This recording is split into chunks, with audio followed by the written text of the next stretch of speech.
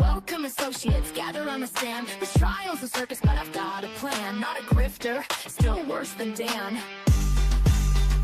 Hopscotch squares, don't trip, don't fall. BK in a felony, I've heard it all. Shake it, magic 8 ball. Tell me the truth, will justice call?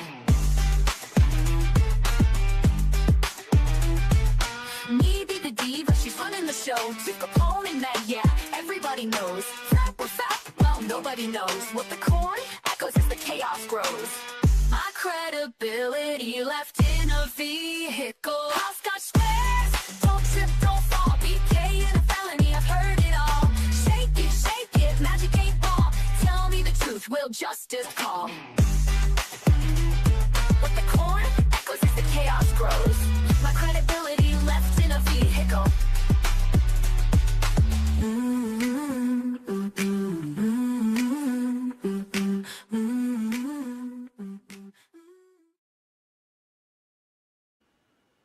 What's up, everyone? How are you doing? Happy Wednesday. Happy April. Hope nobody's been fooled today. Squid, thank you for the raid. And Heidel, thank you for the the message you put up. I appreciate it. I hope I do appreciate the raid. What's up, Bad Dazzer? Thanks, Squid. Hello, Snipe. I like how you're like, I can't type. Ah, who can? What's up, Bobby? Don't say. Well, that was a bad question. Because all you put was balls. What's up, whoever? Good to see you. Hope you are feeling better today.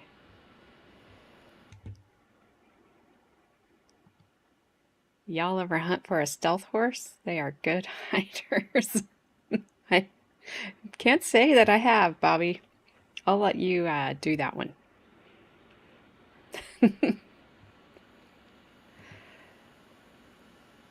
Well, Shani, I hope it's not a bad appointment. I hope it's a good appointment and all goes well. And thank you. Appreciate that. Glad you are feeling better, whoever. You just found a stealth horse behind the pool?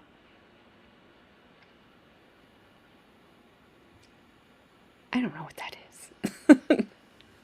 Do I want to know what that is? I'm not sure.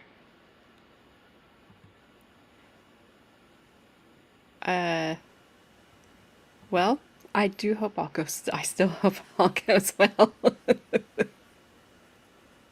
I know it's a horse, but what's a stealth horse? Hello, Ash. How are you?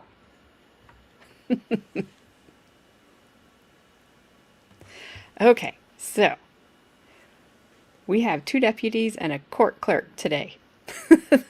Sounds like a bad movie. We are doing the Iowa versus Dixie Shanahan trial from 2004. Just to recap for you quickly, the incident, I'm not going to call it a crime because I don't know. I'm not convinced that one's been committed yet. Dixie Shanahan was married to Scott Shanahan, and allegedly he was very abusive to her for a long time, decades, maybe a couple of decades. And she tried to leave several times, always came back because, you know, they always promise to change and they're going to go to counseling and they're going to do all the things that they need to tell you they're going to do. And then you go back and then they do them for like a day or two or a month. And then they're back, you know, you didn't dust right or dinner wasn't ready on time or, you know, they just had a bad day. So they took it out on you again. That kind of stuff was happening with Dixie. She had 2 children at the time. She was pregnant with a 3rd when this happened. According to things that I've read, Scott was upset that Dixie did not wake him up before their son Zachary left for school that day. So he proceeded to do what any normal person would do and beat the crap out of her in front of her daughter. She did get the daughter out of the house, and that was sarcasm, by the way. Just in case anybody did not catch that. She got the daughter out of the house, but he dragged her back in by her hair, ripped the phones out of the wall, went back to the bedroom. She followed him back to the bedroom because that's where the only working phone in the house was left. She was going to call the police. He wouldn't let her call the police. This is where things get fuzzy. The state says he laid down and went back to sleep. And then Dixie took the firearm and fired it into the back of his head, obviously taking him out. Dixie's claim is she took him out in self-defense. Hi, Deidre. So it's really, he was hit in the back of the head. She did not call the police right away. She closed the door for over a year. She put a towel underneath the door to seal the room, locked the door, put a couple air fresheners and a small candle outside in the hallway, piled some stuff up so that nobody would go back there, and told everybody in the town of Defiance, Iowa, which is only about 350 people, that Scott left town. And Scott was not well liked in town, so nobody cared. And it's not been clear yet who told the police that they needed to go look in that room, but they did. The incident happened in August of 2002. They found Scott in bed, covered up, like he was sleeping, maybe. In October 20th of 2003. They arrested Dixie that day. Her trial took place in, I believe, April of 2004. So she didn't tell anybody. She had a boyfriend at the time, later, not at that time that the incident happened. She remarried this guy. We're going to see him, let's see, we'll see him tomorrow. We will see her husband. He was at the house. He said he never smelled anything. He had no idea Scott was in bed, sleeping forever back there. So, I don't know. But nobody cared. 4 people attended his funeral. His family refused to pay for the funeral. And the town raised, her bail was $150,000. They raised the 10%, $15,000 for her, got her out of jail. They were helping her, trying to take care of her and her kids. And they rallied behind her, which tells you a lot about him. He also had been abusive to his mother, who had, I think, a triple bypass. She was not well. She had a lot of infirmities. He just was not a nice guy. Absolutely not. That's a really cool short horror story. Well, it's no more disturbing than the invisible horse you found behind your pool. After I saw the size of the firearm ash, I don't understand why nobody heard that. Either that had to be loud. Oh, Carmen. So you're telling me if I don't dust, Cheyenne's going to beat me up? No. Yes, she tucked him in. AJ, he did leave town and Earth. But, oh bad Tazzer. What's up, Chloe?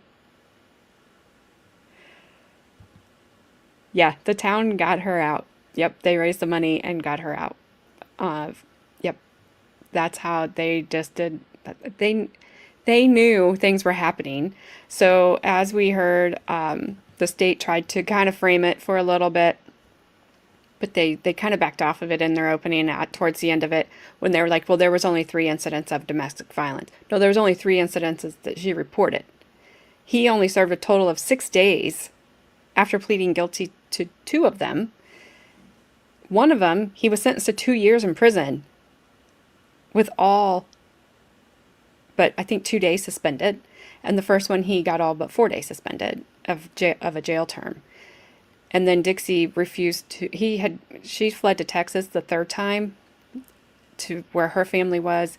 And he kept calling and having her friends call. He broke the no contact order. He threatened to take himself out, all the things. And she refused to come back to Iowa. And so the charges were dismissed. And then she came back, unfortunately.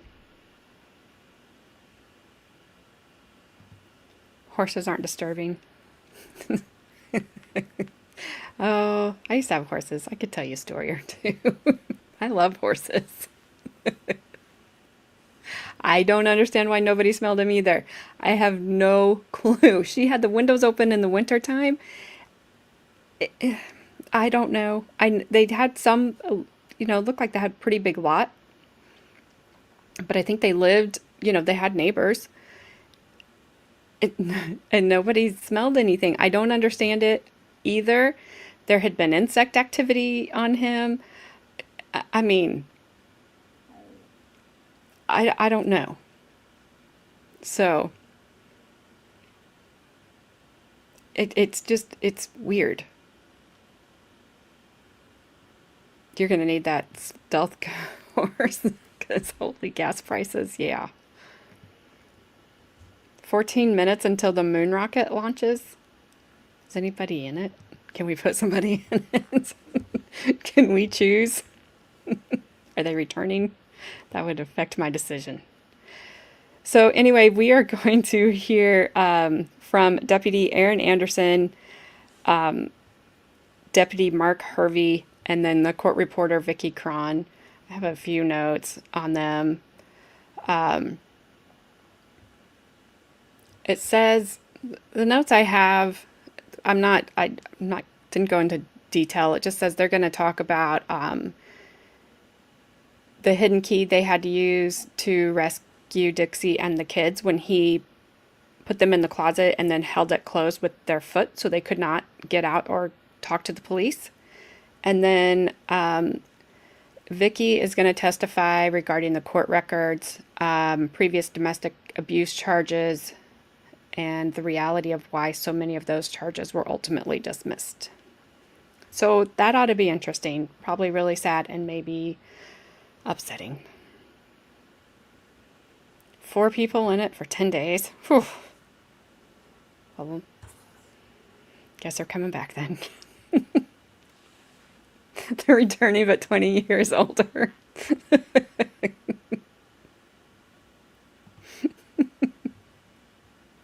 Okay. That's funny. I hope nothing happens to them. I hope they have a good safe trip. Okay? I don't want anything bad to happen to them. I remember the Challenger disaster. I know where I was that day. I was at recess, okay? I was in 6th grade. And I came inside and my English teacher informed all of us what had happened. And then I went home and I watched it on TV with my mother.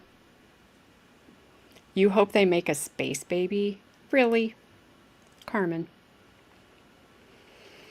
I don't know about you sometimes.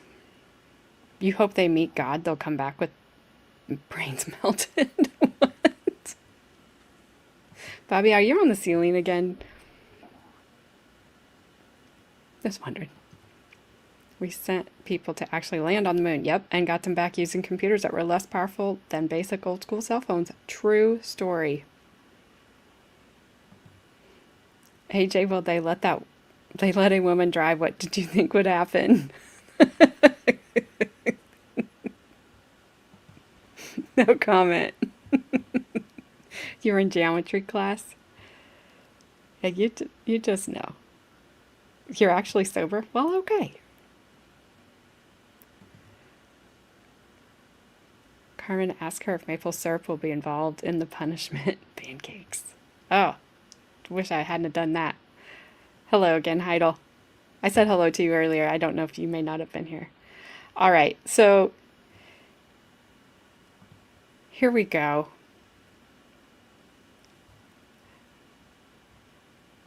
let's start off with Deputy A.A. Ron.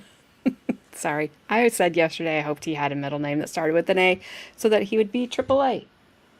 Because I'm just weird like that. I knew it. You guys didn't tell me that I was quiet, but my sound was turned down. All right, now here we go. Would you state your name to the jury, please? Aaron Anderson. And what's your present occupation? I'm presently employed with the Omaha Police Department. And are you in the training academy there in Omaha? Yes, I am. Before you took that position with the city of Omaha, did you work in law enforcement? Yes, I work for the Shelby County Sheriff's Office. Here in Shelby County, Iowa? Yes, sir. How long were you employed by the Shelby County Sheriff's Office? Approximately 8 years, from July of 1995 through December 2003. And during that time, did you become a certified Iowa police officer or peace Yes, I did. officer? What kind of training did you receive in order to become a certified peace officer and deputy sheriff here in Harlan? I went through a 14-week training academy at Camp Dodge in Des Moines, as well as ongoing training as far as interview interrogation, drug schools, and other type schools of that nature. Now, when you were working here in Shelby County as a deputy sheriff, what was your assignment or what were your duties? My duties were traffic enforcement, handling of calls or complaints, as well as K-9 handling and FTO, or field training officer. Now, when you would respond to a complaint, was it your practice to make a report or document it in some way? Yes, I'd write a report documenting the important facts of the case. So I'm going to ask you to recall, go back quite a ways, back to May 31 of 1997. And I realize that's almost 7 years ago now, but I would like to ask you whether in your duties as a deputy sheriff you received a complaint from a woman regarding a domestic abuse situation. Yes, in May of 1997, I received a complaint to go to 511 10th Street in Harlan to meet with Dixie Shanahan, reference a domestic situation. Now, I'm not sure if you've seen that Dixie Shanahan since then, but do you recognize her in the courtroom today? Yes, I do, sir. Could you point her out for us, please? She's sitting there in between the two gentlemen. Thank you. Let the record show the witnesses identified the defendant. Do you recall approximately when during the day, what shift you were working when this was? I'm not sure what shift I was working. I believe it was mid to late afternoon.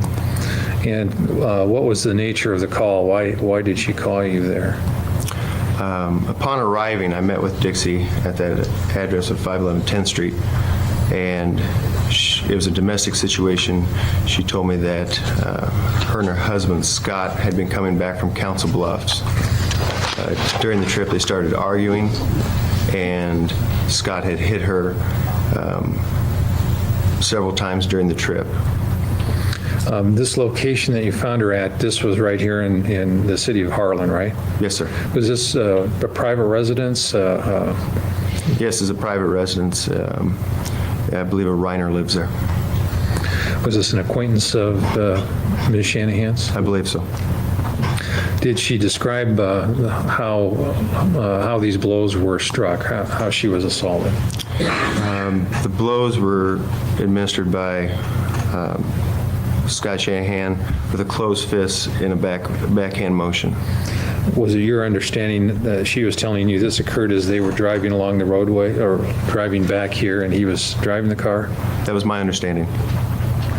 Did you see, as you sat there listening to the defendant describe this for you, did you see any evidence of injury to her?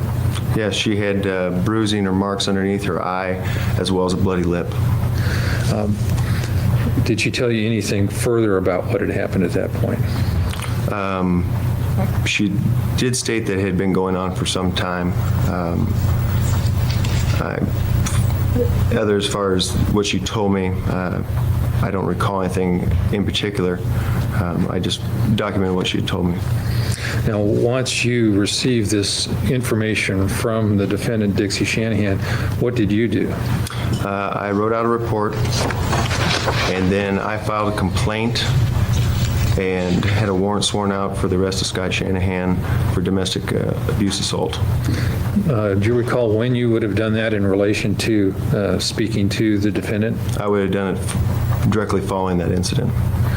And do you know, based on that complaint and that arrest warrant, was Scott Shanahan ever arrested? I believe he was arrested the following day. I was unable to locate him that evening. Another deputy had arrested him the following day. Let me show you what's been marked as State's Exhibit number 40 and ask you, turn to page 2 of that exhibit and ask you whether you recognize page 2 of Exhibit 40. Yes, this is a copy of the complaint that I completed to obtain the warrant for Scott Shanahan. Okay, that page 2 is the complaint you would have presented to the magistrate in order to get the arrest warrant. Yes, sir. To the extent you need to refer to that, could you tell the jury what your complaint states that led to the arrest of Scott Shanahan? Okay. On 5/31/97, Scott Shanahan identified as the defendant. Excuse me? The Scott Shanahan, who is identified as the defendant assaulted his wife, Dixie Shanahan, while en route to Defiance from Council Bluffs. He struck her with the backside of his fist while driving in Shelby County. The blows caused injuries to the face of Dixie Shanahan. And was that page 2, does that copy show your copy of your signature as well? Yes, sir. And it was based on that complaint that he was arrest warrant issued and he was arrested the following day? Yes, sir. No further questions, Your Honor. Did you take photographs of those injuries? Yes, I did. Did you bring those with you? I don't have them. Okay.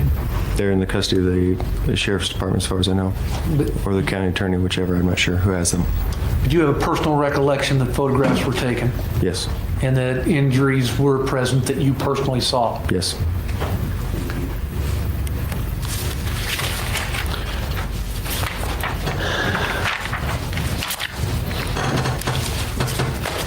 When you talked to Dixie Shanahan, she stated to you that this was an ongoing problem. Yes. Were you ever involved in any other calls to Scott Shanahan's about domestic violence between he and Dixie? Not that I recall. What years was it that you were a officer for Shelby County? From July of 1995 through December of 2003. That's all I have. Thank you. Nothing further, Your Honor. You're excused.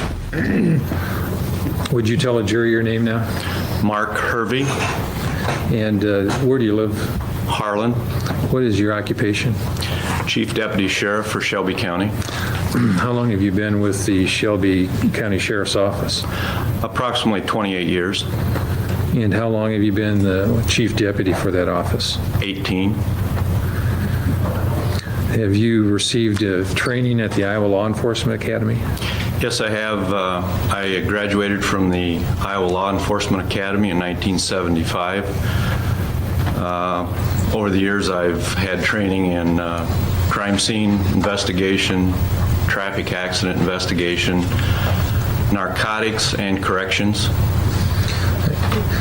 How would you describe your duties as chief deputy for the Sheriff's Department?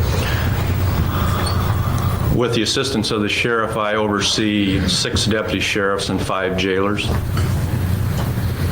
And when you say you oversee them, all aspects of their duties? Yes. Does the Sheriff's Office have a policy regarding making reports of complaints that are received from citizens here in Shelby County? Yes, we do. Any complaint that would come into the office from a citizen or wherever, the deputy goes out and makes a written report on that complaint. And in addition, any investigation that would take over from that point, there is follow-up reports attached to that complaint. And as a chief deputy of Shelby County, Iowa, are you one of the custodians of those records in the reports made by your deputies? Yes, I am. I'd like to call your attention to September of 1997 and ask you whether the records of Shelby County reflect a complaint by Dixie Shanahan against her husband Scott at that time. Yes, they do. And you've had a chance to review those records. Yes, I have. Which deputy could you, if you know, responded to that complaint? Former Deputy Sheriff Brad McQueen. He's no longer with the department. No, sir, he is not. Do you know what his current status is? Mr. McQueen left the sheriff's office some time ago and went into the construction business. Has he had any difficulties in the last year or so that have made it hard for him to testify to past events? Yes, he sustained an injury during his construction employment, and it was a head injury. He has since had some trouble with memory. But did he, at the time of the events back in September of 1997, did he make a report of the complaint that Dixie Shanahan filed with your office? Yes, he did. And you've had a chance to review that. Yes, I have. I should ask you whether you're familiar with Dixie Shanahan. Yes, I am. Is she in the courtroom today? Yes, she is. Could you point her out to us, please? She's the female sitting beside Mr. Stensland. Thank you. Let the record show the witness has identified the defendant. What was the date that Deputy McQueen received this complaint? September 8th of 1997. And do his reports reflect what the nature of the complaint was? I believe Dixie indicated to Deputy McQueen that her and Scott had a argument a couple weeks prior to. She was just getting to the point of reporting this. Scott had ordered her out of the residence. They went from the residence to the garage, and then from the garage back to the residence. Does Deputy McQueen's report reflect anything that happened in the garage in more detail than that, according to what the defendant said? My understanding is Scott wanted Dixie to leave the residence. He said he was going to give her until the count of 5, which at point he started counting. She was pushed into the garage, and then she was brought back to the residence by Scott. Does the report indicate what the defendant told Deputy McQueen happened at that point? I believe Dixie indicated that she was going to call the sheriff if this continued, and that upset Scott. And then what else did she tell Deputy McQueen that was the reason for her complaint? According to the report, she was struck several times about the head and legs by a metal object. Did this cause an injury to her of any kind, according to what she told Deputy McQueen? Yes, I believe she was bleeding from the ear. What action, if any, did Deputy McQueen take when he received this information from the defendant, Dixie Shanahan? Deputy McQueen continued to follow up on this by taking a domestic abuse report, taking photographs. He then completed a complaint, presented that to the magistrate, who issued a warrant that same date. And did that warrant lead to the arrest of Scott Shanahan? Yes, it did. Do you know when he was arrested, according to your review of the records? The same day as the complaint was taken, September 8th. Now, had the incident actually, as the defendant told Deputy McQueen, had that all occurred that same day? No, this had occurred a week or two prior. All right. Let me show you what's been marked as State's Exhibit number 41 and ask you to look at page 2 and ask you whether you recognize page 2 of Exhibit 41. This would be a complaint that was prepared by Deputy McQueen at the time, charging Scott Shanahan with domestic abuse. And that would be the complaint he filed that started that court proceeding against Scott Shanahan. That's correct. Thank you.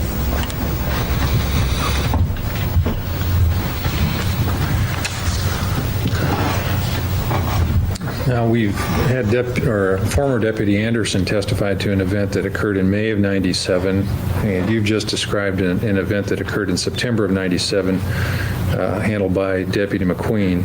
Did you ever handle any complaint received by or on behalf of Dixie Shanahan? Yes, I did. Can you tell us the circumstances of that? During October of 2000, I had conversation with Dixie's sister, identified as Diane Bax of Texas, who explained to me that she had come to Iowa to assist Dixie in returning to Texas with her. She went to the residence along with a friend of Dixie's. They were unable to get a response at the door of the residence. They noticed that there were vehicles in the garage, and at that time they felt something was wrong. And are they the individuals that actually contacted you? Yes. What day was that they called you? October 9th of 2000. And what action, if any, did you take at that time? A deputy and myself went to Defiance, met with both women, got additional information, spoke with them at length. We then went to the residence, went to the front door, knocked several times, announced ourselves with no one coming to the door. You said you had another deputy with you? Yes. Who was that? Deputy Rob Ambrose. So you met with the same success as Diane Bax. Nobody answered the door when you knocked. That's correct. Did you take any further steps at that time? We then walked around the residence and viewed the residence, knocked on the rear door several times, announced ourselves again with no response. What happened then? With information provided to Deputy Ambrose and I, we were able to locate a key to the front door located at the rear of the residence on the patio, I believe above a porch light. So you found a key to the house? Yes, we did. All right. Were you able to enter the house then? Yes, we did. Deputy Ambrose and I returned to the front of the residence, used the key, opened the door, walked into the front area, into the living room, announced ourselves loudly and clearly, and at that time we received a response. And when we say the residence, is this 206 3rd Avenue up in Defiance? Yes, it is. The Shanahan residence? Yes. Once you're inside the house, you and Deputy Ambrose, and you announced who you were, what happened? We announced ourselves as peace officers, sheriff's office. We yelled for Scott, and at that point we received a reply down the hallway to our right. And then what happened? From the bedroom located on the northeast corner of the residence, Scott Shanahan approached us, followed by his wife Dixie and 2 small children. Now, as they came toward you, did you observe anything that indicated there had been some difficulties inside the house? Yes, I could tell that Dixie had been abused. And why do you say that? She had 2 black eyes. What happened at that point? I ordered Dixie and her 2 children out the front door of the residence. I ordered Scott to sit on the couch. We checked him for weapons, found none. I then left him with Deputy Ambrose. I went outside and spoke with Dixie, asked her what had happened. She said she received 1 black eye from being struck with a VCR tape that he had thrown at her some time ago. And the other eye, which was bloodied on the inside, was from him poking his finger in her eye a day or 2 prior. Did you at that time take any photographs of Dixie Shanahan to document these injuries? Yes, I did.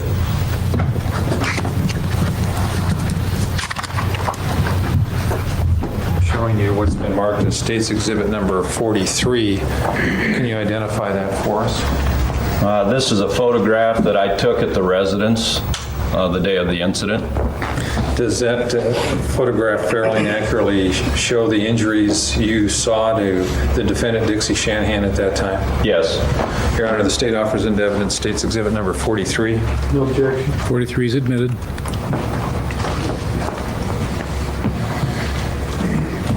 Let me put it up here and make sure we can see this.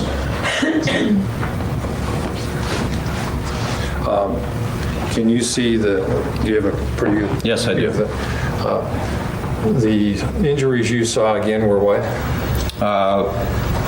Both eyes were black. One eye was more injured than the other. Now, as we look at this exhibit, it looks like would 40, or the left eye on this exhibit 43, would this be the eye that was more injured? Yes, sir. And she told you, how were those injuries sustained? The right eye was sustained from being struck with a VCR tape that was thrown at her. All right. And then the left eye? Dixie explained to me that Scott they had been arguing and he poked his finger in her eye. Now, did she show you any damage that had been done during the time that she sustained these injuries? Any damage at the house? Yes, she did. What did she show you? There was a bedroom door, a hollow door that had a small hole in it. Did she describe how that hole had been made? There had been an argument in the bedroom between the two, possibly this same day that Deputy Ambrose and I were there, and he had taken her head and forced it against the door, making the indentation or hole in the door. Let me show you State's Exhibit number 44 and ask you, can you identify that photograph for us? This is a photograph I took of the door in the bedroom. Does that show the hole that was made when he shoved her head against the door? Yes. And fairly inaccurately show it as you saw it that day? Yes. Your Honor, the state offers into evidence Exhibit 44. No objection. 44 is admitted.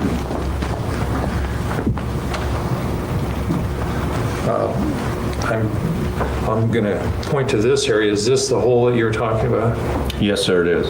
He's trying to zoom in on that so we can see that a little bit.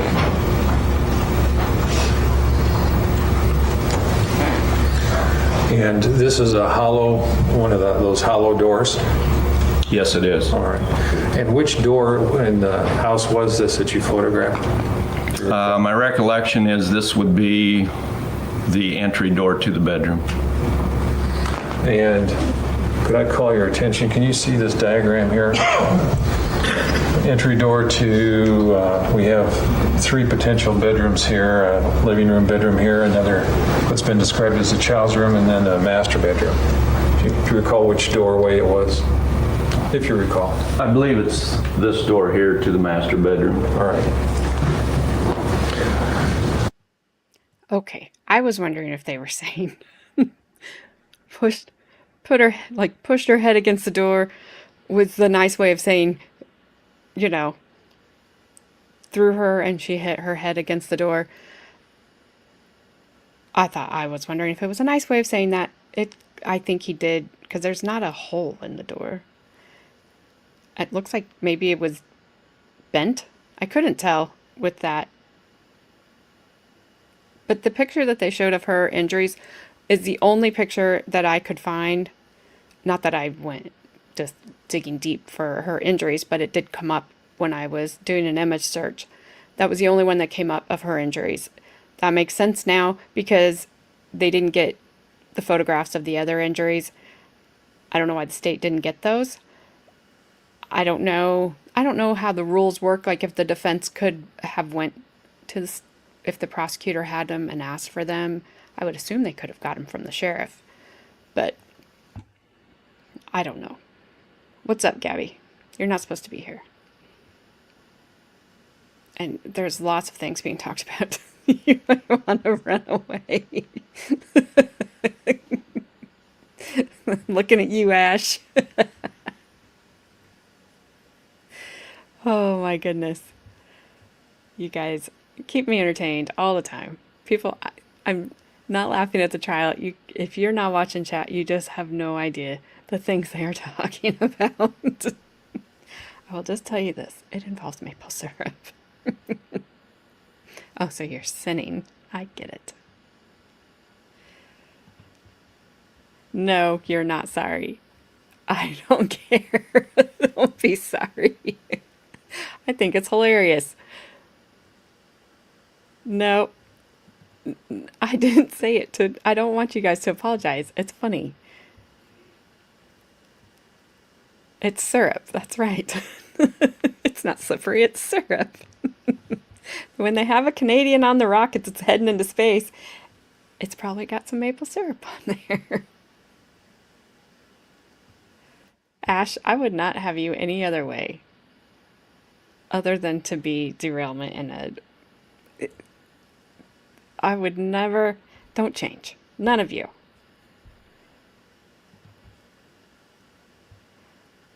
All right, I can put the closed captions back on, I think.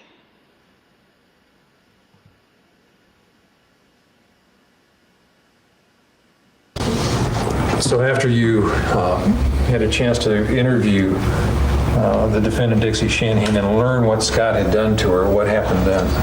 I directed Deputy Ambrose to transport Scott to our jail facility. I continued to interview Dixie, took a domestic abuse report, took photographs, and eventually took her to the hospital to have the one eye examined. Was a complaint sworn out by either you or Deputy Ambrose against Scott Shanahan as a result of this instance? Yes, there was. And how many, do you recall which of you swore out the complaint? Deputy Ambrose prepared the complaint at the jail after the transport was made. And let me show you State's Exhibit number 42, pages 2 and 3. Could you look at that page and then the following page and tell us whether Exhibit 42 contains the complaint that you originally lodged in this case, you and Deputy Ambrose?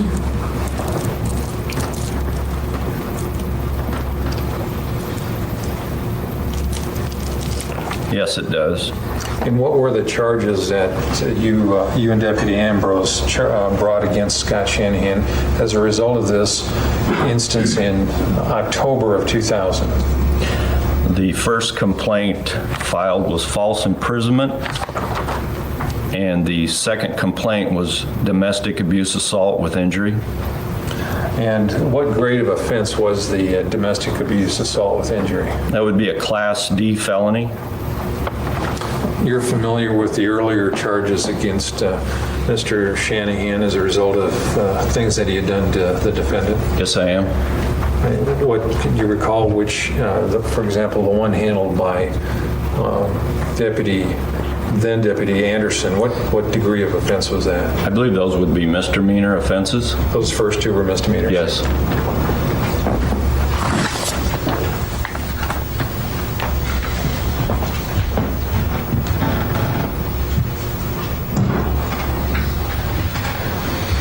After you took the defendant to the hospital for medical attention, did you have any further contact with her that day or the next few days? I returned Dixie to the residence in Defiance, where her sister and friend were awaiting her. At that point, they had prepared some clothing to make a trip back to Texas, and if I recall correctly, they left the following morning. And before the defendant left for Texas, did you have any discussions with her about this case, that these charges that you had just filed? Yes, I did. I explained to Dixie that this was a very serious matter now. We were in the felony level, and that I needed her as a witness. I understood she was leaving the state, going to Texas. Once she arrived at Texas and got a residence and a phone number, I asked her to provide that for me so I could communicate with her. on upcoming court dates here in Shelby County. All right. Once she was in Texas, did she give you a phone number that you could reach her at? Yes, she did. Did you have any contact with her while she was in Texas? The charges that you've identified in Exhibit 42, while those were pending, did you have any contact with her in Texas about coming back to testify on this? Yes, I did. I spoke with Dixie twice. And any idea approximately when it would have been that you spoke with her? I would say 30 to 45 days prior to the upcoming court date, the county attorney's office requested that I contact Dixie down there, give her the court date, kind of explain what we were asking her to do, and just in general have communication with her. And were you able to reach the defendant, Dixie Shanahan, in Texas then? Yes, I was. Can you tell us what transpired during this conversation? The first conversation I had with Dixie, she was somewhat vague, didn't want to talk at length about it. Her answers were short. We did speak. I told her I'd be calling her back in a week or two. And did you call her back in a week or two? Yes, I did. And what was said during this conversation between the two of you, you and the defendant, Dixie Shanahan? On the second phone call? Yes, sir. On the second phone call, I again explained to her how important this was to come back.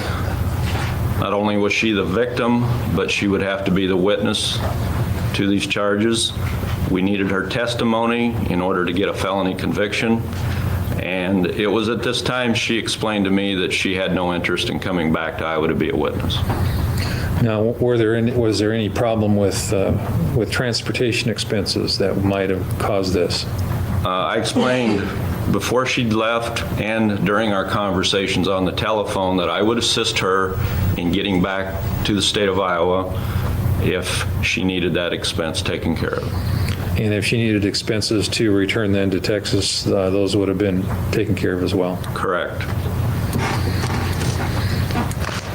Do you know what the county attorney's office had to do with that case? You've identified it as Exhibit 42 as a result of your conversations with Dixie Shanahan. Those charges had to be dismissed. Now, if I could call your attention to the summer of 2003, in your capacity as the chief deputy, did you become involved in a missing persons complaint? And this is now about, well, it's almost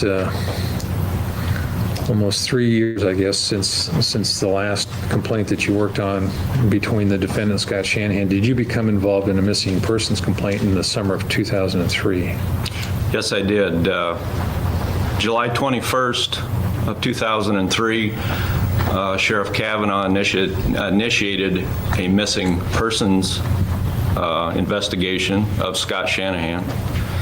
Several weeks into that investigation, I was called in to assist him on this and took part at that point. And you assisted in running down any possible leads about the whereabouts of Scott Shanahan during that investigation? That's correct. Were you also present when the DCI criminalists conducted the initial search of the Shanahan residence on October 20th? Yes, I was. Could you describe that particular, or the extent of that search and whether there was any follow-up search of the Shanahan residence? The initial search took place on October 20th, and that search was a primary search with the Iowa Division of Criminal Investigation lab team. They came out and did the initial entry and photographing, and that's when the deceased was found. Did the search go beyond that first day, October 20th of 2003? Yes, it did. We continued to search the following day as well. And when you say we, who engaged in that search? Officers from the sheriff's office as well as agents from the DCI. And what kind of search of the Shanahan residence what kind of search was this? This was an extensive search. It took the complete following day to complete the search of the residence. And when you say extensive, how would you describe that for the jury?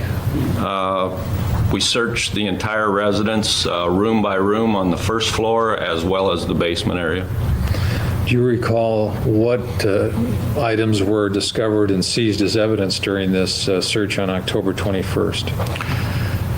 During the search on the 21st, we ran into some material that we believed to be controlled substances, at which time we ceased our searching and applied for a second warrant to seize those materials as well as the objects and articles we were looking in the first warrant. The controlled substances, is this marijuana? It appeared to be marijuana, yes. All right. And then you stopped, got an additional search warrant that would include your right to search for marijuana and then continued to search the whole house? Correct. Okay. As a result of that extensive whole house search, beyond the marijuana that you discovered, what else, if anything, was found in the house? We seized 2 pellet guns on the first floor of the residence, and we seized a bolt-action rifle in the basement area of the residence. Any other firearms found? Not to my recollection. Was any shotgun found on October 21st? No, sir.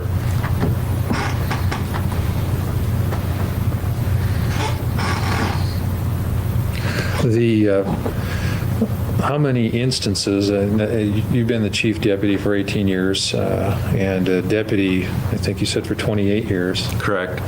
How many complaints of domestic violence, domestic abuse, assault did you receive from this defendant, Dixie Shanahan, during your time as a deputy sheriff here in Shelby County? The records at the sheriff's office indicate that there were 2 reported incidents in '97 and 1 incident in 2000. Are those the ones you've just described? Yes. Are there any other reported instances in your records? No, there are not. Do you recall any yourself, any other instances when a complaint was made but not documented? No.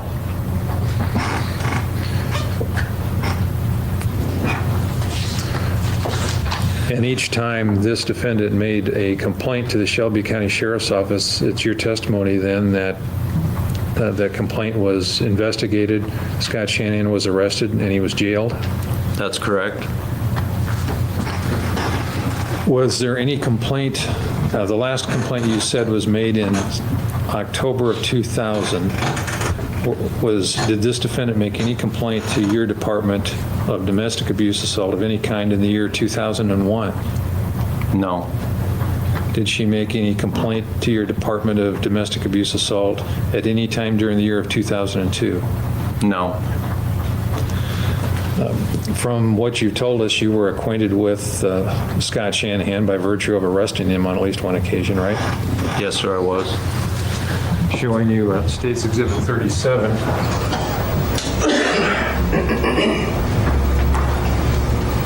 Pull that back a little bit. Do you recognize this as a photograph of Scott? Yes, it is. Now, based on your contact with him, how would you describe him physically?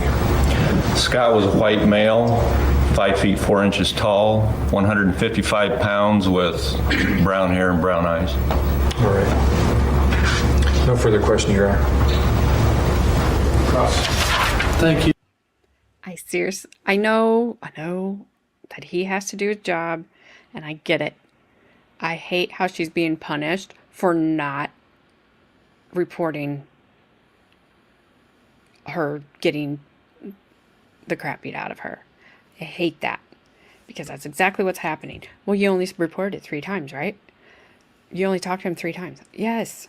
Yeah, maybe that was the only 3 times she could have ever reported it. We don't know. But it's like,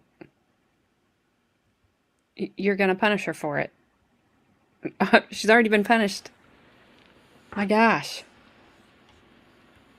Absolutely, whoever. You are not a relatively small man, Bobby. That is baloney. Bologna. Yeah.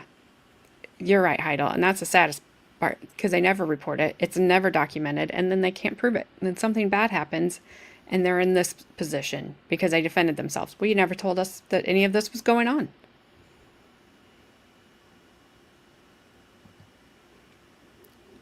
She was so scared for her life that she didn't want to go back, knowing that that POS would get away with it again. Yeah, and he threatened to take her kids. That's kids that he didn't want. Kids that he kept beating her for, trying to make her lose. Like, oh my gosh. Yes, you are small relative to a bus. Unless it's a small bus. Just kidding.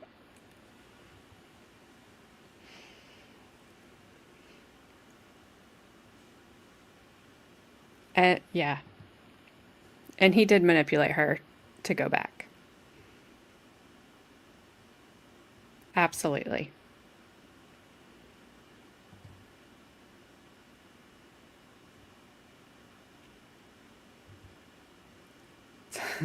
The least useful area. What? I'm only big in the feet, the least useful area to be big in. Bobby.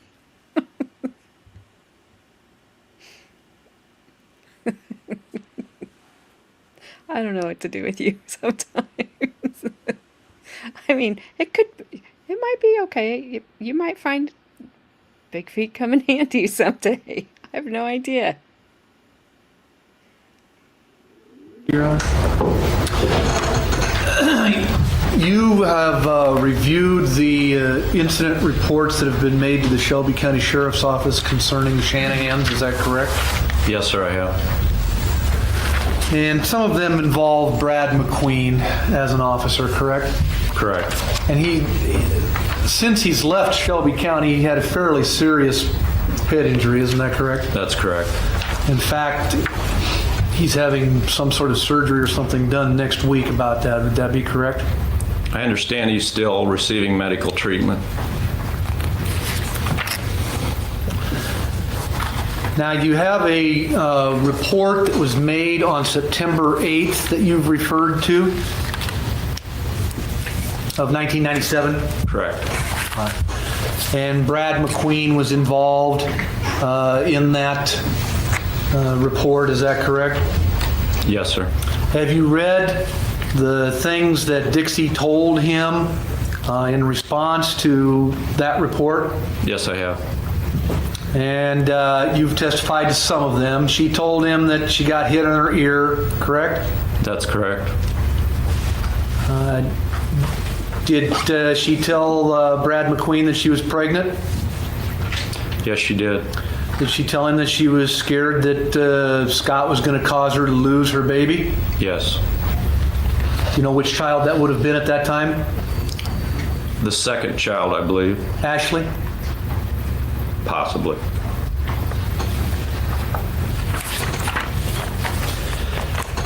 And you said you'd not received any other complaints about domestic abuse at the Shanahan residence? Not that I'm aware of. Do you have a report that was made on November 19, 1996?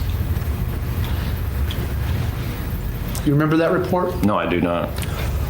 May I approach the witness, Your Honor? Yes.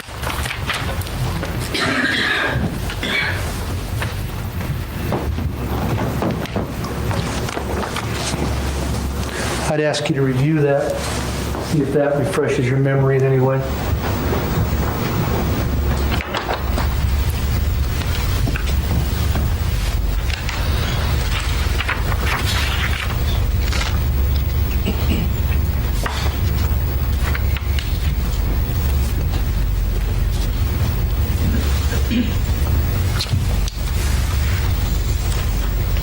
Okay. Do you remember that report? I don't remember the report, but it is a report that was generated through our office, yes. And is it a report about domestic abuse at the Shanahans? Yes, it is.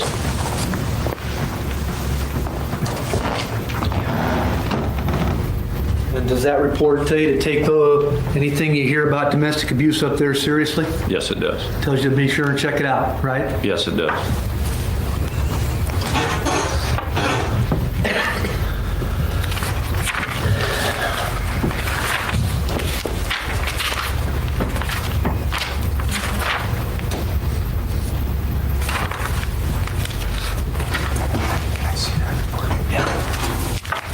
You guys.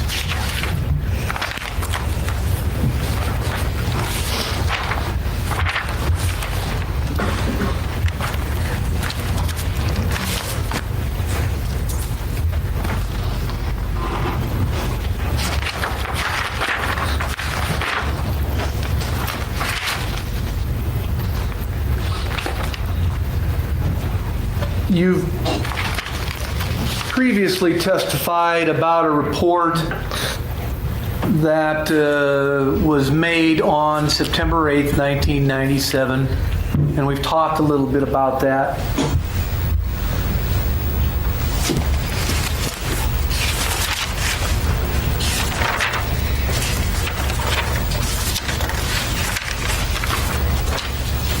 Have you also noticed in that report information talking about returning guns to Scott Shanahan?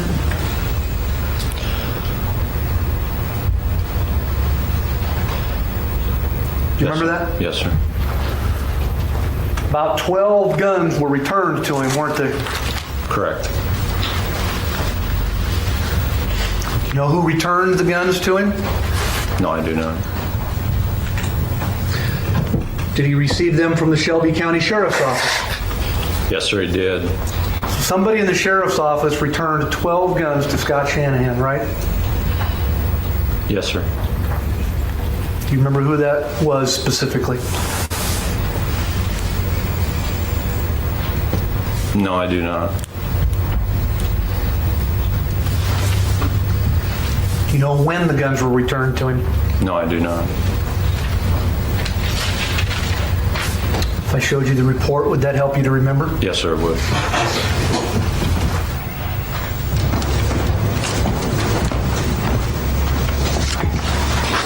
Sure. Tell me when you're ready.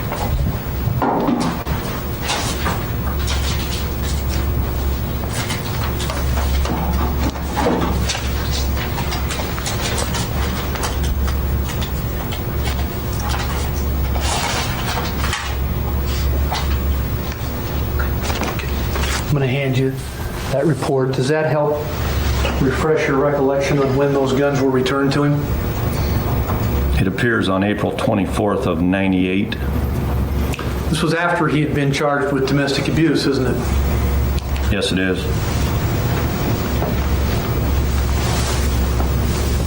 How many guns does it say? There are 12 weapons listed. And that they were returned to Scott, correct? That's correct. By the Shelby County Sheriff's Office, correct? That's correct.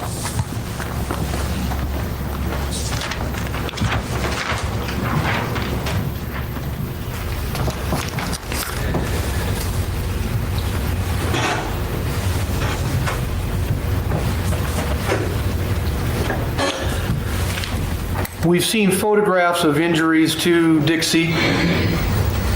Did you personally witness those injuries? Yes, I did.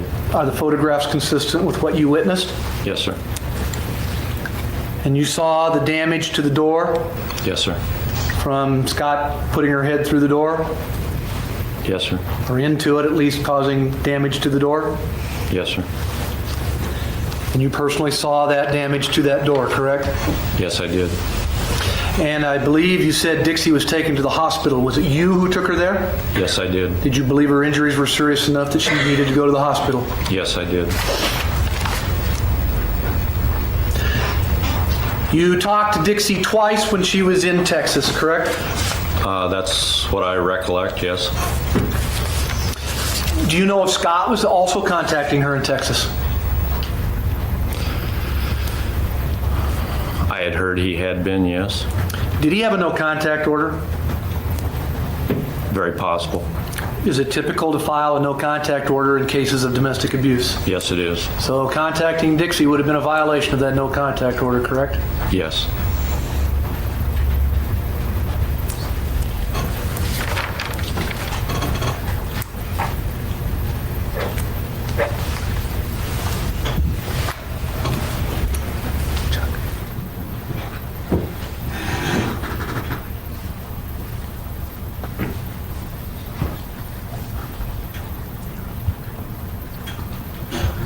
I have no further questions. Thank you.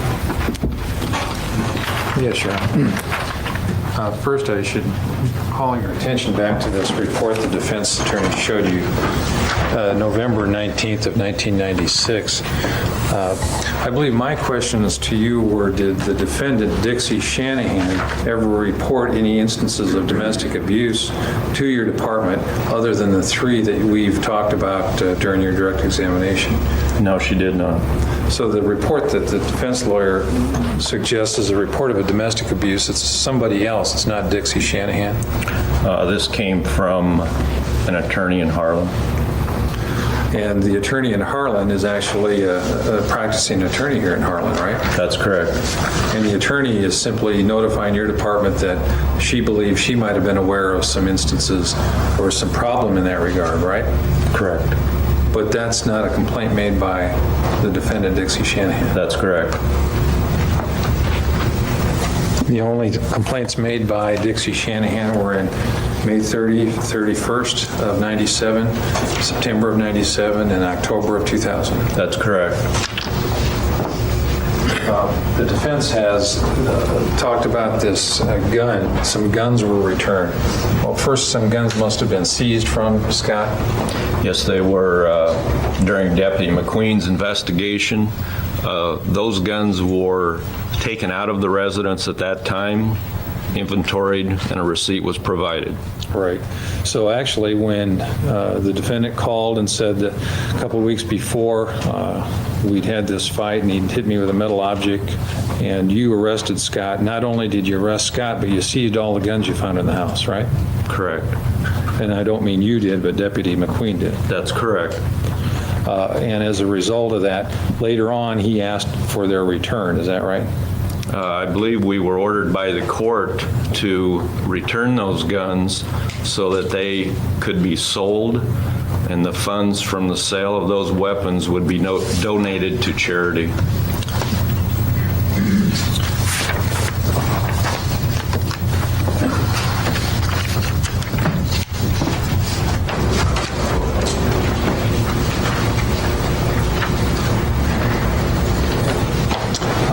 I'm going to call your attention to State's Exhibit number 41.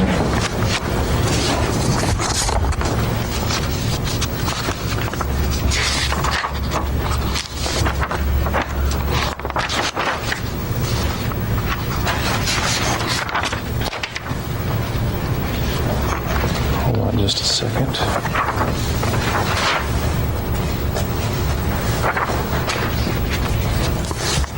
Take a look at paragraph F. Now,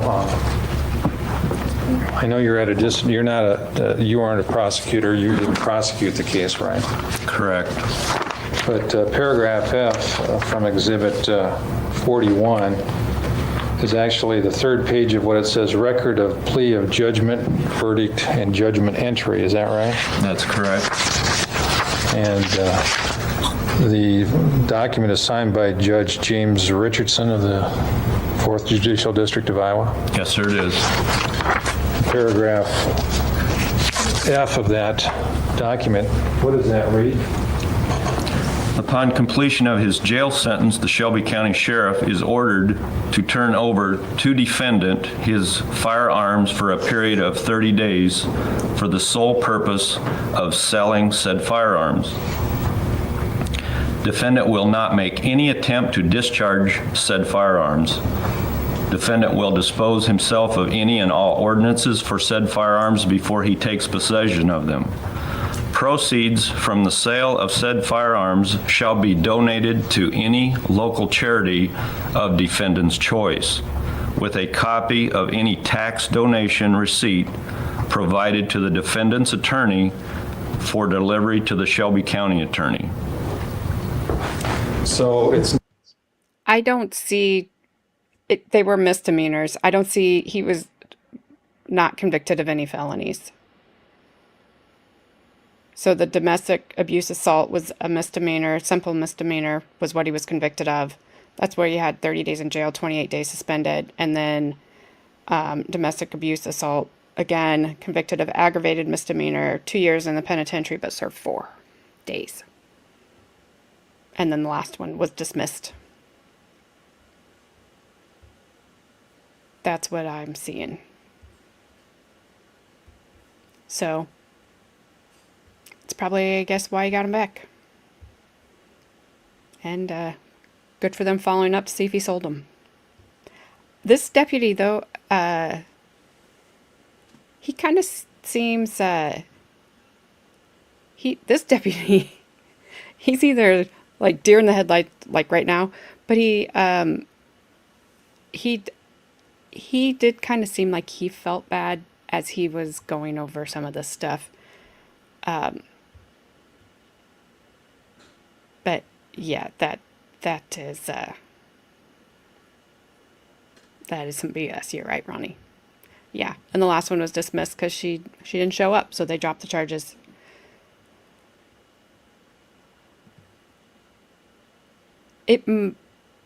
But when, I guess I would have, when did that happen?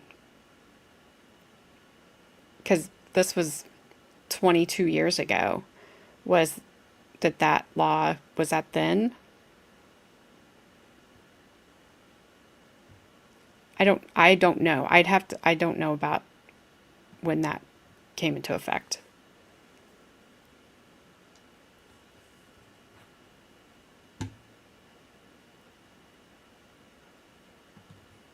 Over there, I know you said here, they can prosecute whether you want them to or not. And there are some states like that here, Haley, that they will also prosecute whether you want to or not. But that's fairly recent, and I'm saying recent as in, maybe, I don't know, the last 10 or 15 years, and I'm not sure, like, don't anybody quote me on that. It's recent to me hearing about it. It's not like I don't know. I'm not a lawyer, not a cop. I'm not any of that. So I don't know. Just when I can remember starting to hear about those things.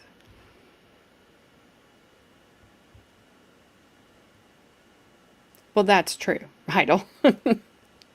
That's the odd thing about it. So don't follow the law. We'll get them. 22 years ago, men usually came up smelling like roses. Well, he came up smelling. Or he didn't smell. I don't know. I don't know. I'm still confused on that. That's so weird. The smell, I don't get it. But, all right. This guy looks petrified.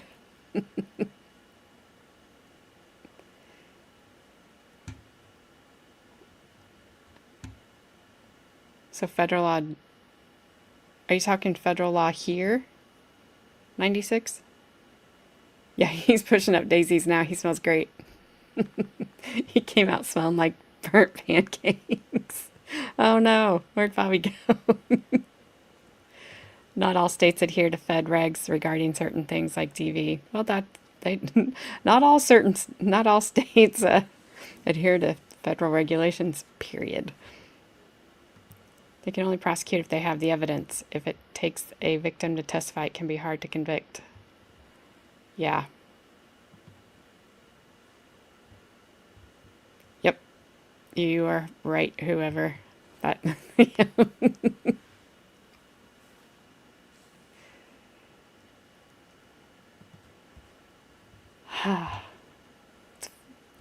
laws are a funny thing sometimes.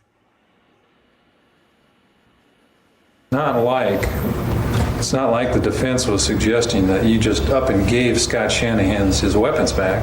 No, sir. It's not fair to characterize what you did in that case at all, is it, your department? No, sir. You did so under court order. Yes, sir. And in fact, is your understanding that those weapons were ultimately sold? That's my understanding. Well, we got more.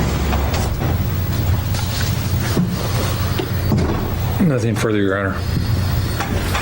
Step down, thank you.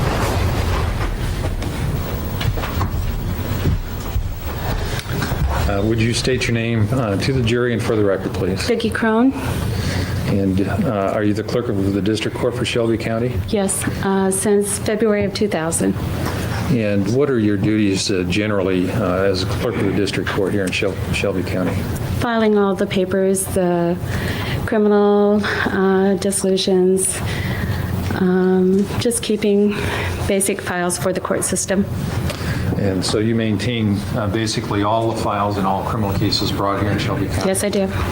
Could I show you State's Exhibit number 40 and ask you whether you can identify that exhibit for us? That's a certified copy of part of a file. It's a serious misdemeanor case that was filed June 2nd of 1997. And you turn to page 2 and tell us who the complaining officer was, if you can interpret that for us. It was filed by Aaron Anderson. And is that does that accuse Scott Shanahan of an offense that occurred on May 31 of 1997? Yes, it does. What else is contained in exhibit number 40, if you could just... Basically, it's a copy of the complaint. It's agreement and order form that deals with the no contact and sets a bond at $650 unsecured. The next document is a trial information that was filed on June 23rd, 1997. The trial information is for domestic abuse assault, and which charges as a serious misdemeanor. The next one is a court calendar entry that is the sentencing on 6/23/97. Does that exhibit show, well, I should, let me at this time maybe just offer it into evidence before I go any further. Okay. And then I'll ask you some further questions about it. No objection. Which number is it? It's exhibit number 40, Your Honor. 40 is admitted. If you could look through there, is it correct to say that it contains the complaint filed by the arresting deputy or the investigating deputy, Aaron Anderson, Yes. and then the county attorney's formal charge of domestic abuse assault? Yes. And then does it show the disposition or what happened in the case? Yes, it does. By a court calendar signed by Charles L. Smith Okay. on 6/23/97. The next one is a minimus for jail time. Let me ask you, how did the case end up? What was the Okay. disposition? Defendant Scott Shanahan appeared herein with his attorney Marcus Gross and entered a plea of guilty to the charge. The court accepts the plea and finds defendant guilty of the same in violation of sections 236.2 sub 2, 708.1 sub 1, and 708.2 sub 2. It is the judgment and sentence of the court that the defendant is sentenced under section 903 for violation of sections 236.2 sub 2, 708.1 sub 1, and 708.2 sub 2, and is committed to the custody of the sheriff of Shelby County for a term of 30 days with all but 2 days suspended, and defendant is given credit for time served awaiting trial. And then does Exhibit 40 also show that the defendant served, in that case, the defendant, Scott Shanahan, served that sentence? Yes, it does. There's a return made on 7/1/97. And you mentioned that there was also a no contact order that had been entered against the defendant. Yes. Is there anything in Exhibit 40 that deals with the lifting of that no contact order? On July 2nd, 1997, there's an order filed.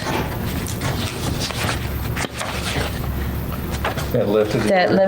lift the no contact order. It says, "It is therefore ordered that the restraining order entered against defendant Scott Shanahan in Shelby County," and it's this case number, "is hereby vacated as of today's date." Now, was there a request that that be lifted, that no contact order? Yes, an application filed on July 1st, 1997. And attached to that application, was there any letters, any handwritten letter? Yes, there's an Exhibit A by Rosanna Jones Thurman and an Exhibit B by Dixie Shanahan. Exhibit B by Dixie Shanahan? Mm-hmm. Could you read that letter that's part of Exhibit 40 to the jury, please? I, Dixie Shanahan, would like the restraining order lifted against my husband, Scott Shanahan, because I am no longer afraid that he will hurt me, and I would like to keep my marriage together. And with the restraining order, this is not possible to try. He is in counseling now, and I feel this is helping him. We have a 9-month-old son, so if at all possible, I would like this lifted so we can work this out. And it's signed Dixie Shanahan and dated July 2nd, 1997. And it sounds like that based on that request, the no contact order then was lifted. Yes. Let me show you, if I could, then Exhibit 41. And first, just ask you whether that's a true and correct copy of the official court, parts of the official court file in that case on file with your office. Yes, part of the file. And it is a true and correct copy of that part of the file? Yes, it is. Your Honor, the state offers into evidence, State's Exhibit number 41. I don't disagree, John, that it's bad for the defendant. However, if you could go through domestic violence files, for lack of a better word, and see all the times that exact thing had happened repeatedly, I bet it would, I hate to say, in this case, I hate to say that it would blow your mind, but I bet it would, the number would be astounding, because I bet it happens more often than not. But I do agree, to me, I'm going, was he standing there with a firearm to her head? Like, you better go write this or you're not going to see your kids. I'm going to take your kids. Even though she was supposedly was the only one working. Oh, Bri, you didn't know. She would be fine. But it blows God's mind.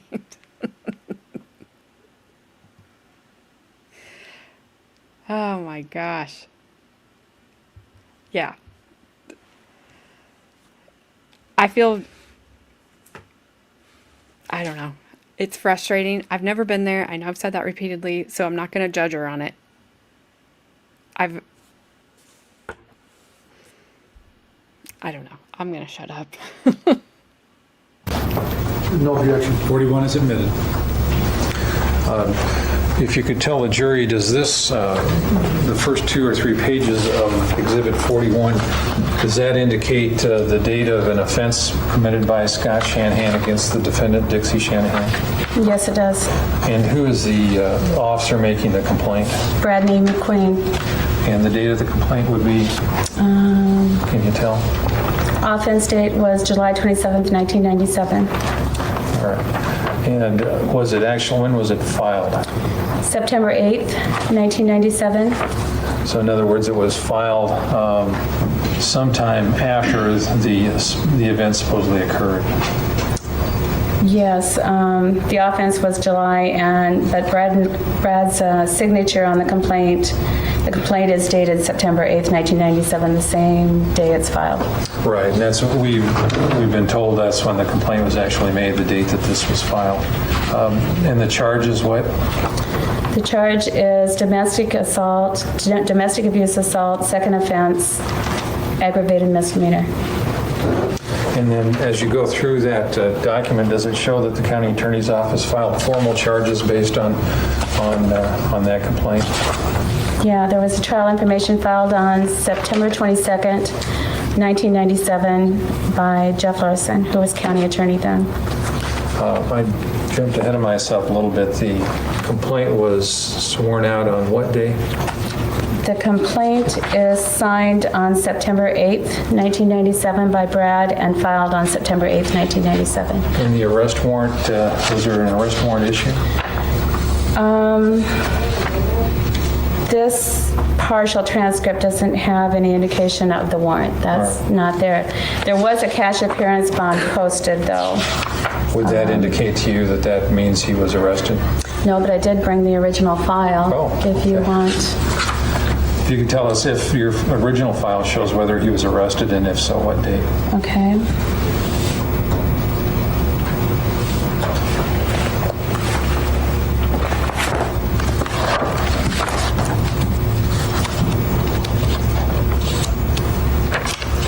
Yes, I show an arrest warrant was issued on 9/8/97 by Bill Early, and it was returned on September 10th, 1997, showing served by Officer Garrison, who is with the Harlem Police Department.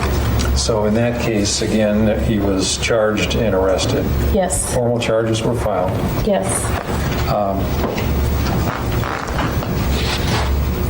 Is there a request in exhibit number 41 from the victim in that case, the defendant here, Dixie Shanahan, regarding the disposition of those charges? In the partial transcript, I believe there is,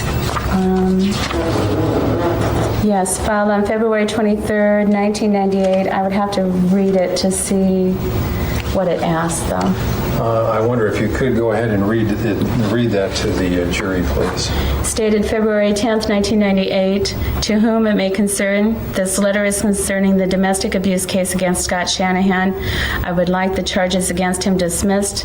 I know he has been attending his BEP classes as required, and also on his own has been seeing a counselor and a psychiatrist, so he is making every effort to get help. I cannot see where jail time would be beneficial to him at all. In all fairness, some of the things I said were exaggerated, and this whole thing has been blown out of proportion. As for federal weapons charges, I really feel this is unfair because it was only a few weeks before the incident that we were aware of this. They told him at BEP class, and Sheriff Brad McQueen looked into it. They were not even aware of it. Please take this letter into consideration in the above matter and resolve this issue. Sincerely, Dixie Shanahan. So in there she requests a dismissal. Was the case dismissed?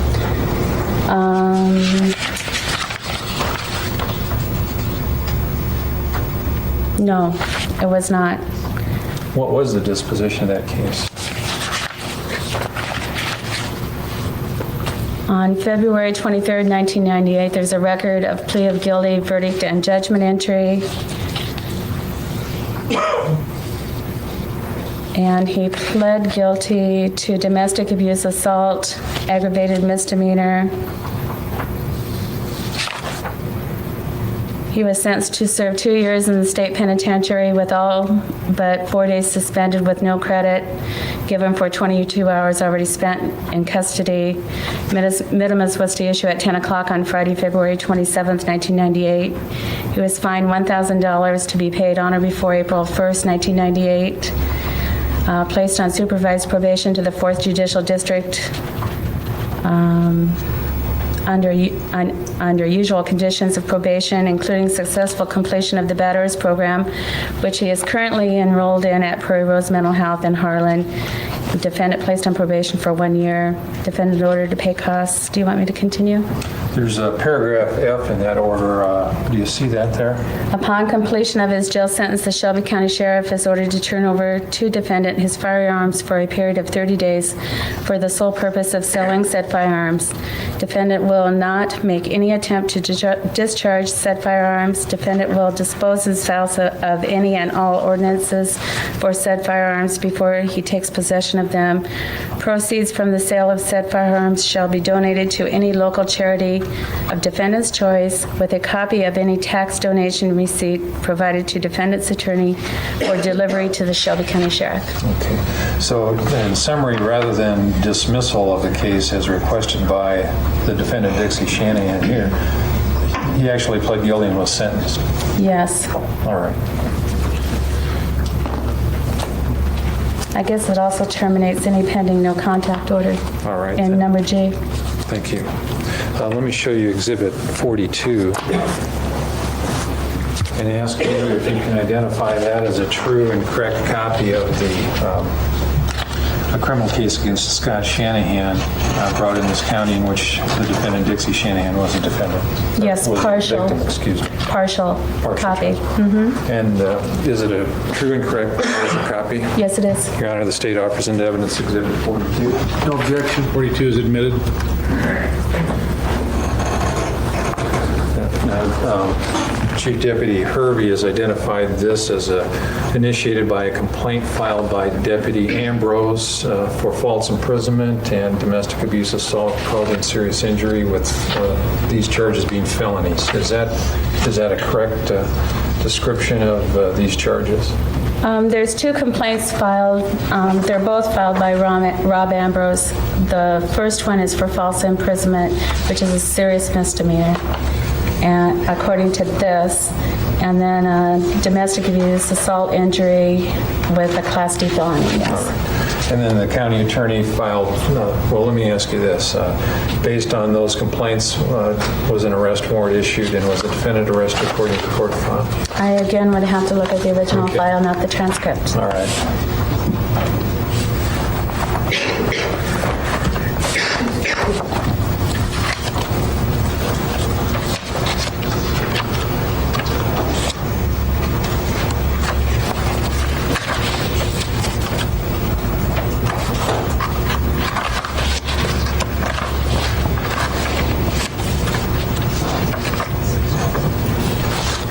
I don't see that an arrest warrant was filed, but he posted bond, so that he must have been taken to the jail and posted bond.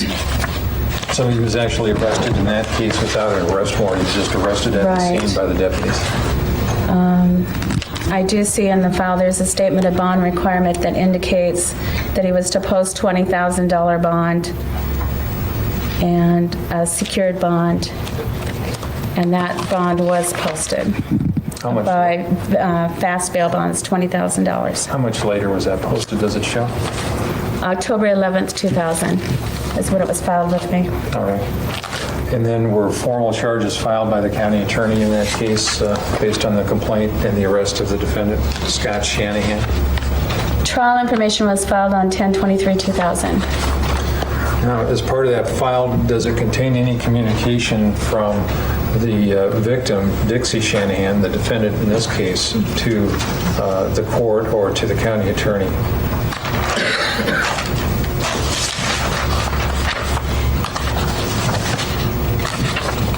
Yes, it does.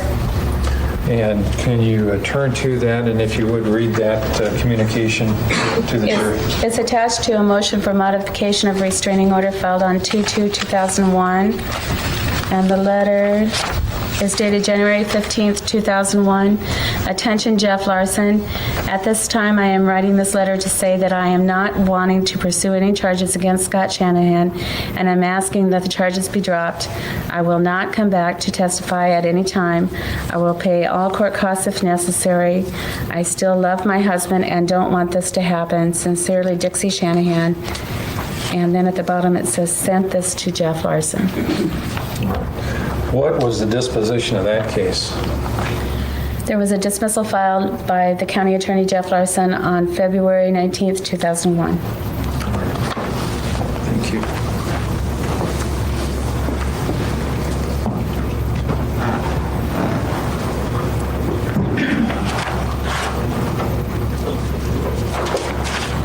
No further questions, Your Honor. Thank you. How long have you been the clerk of court? Since February 2000. Are there a number of domestic abuse complaints that go through your office? Yes, there are.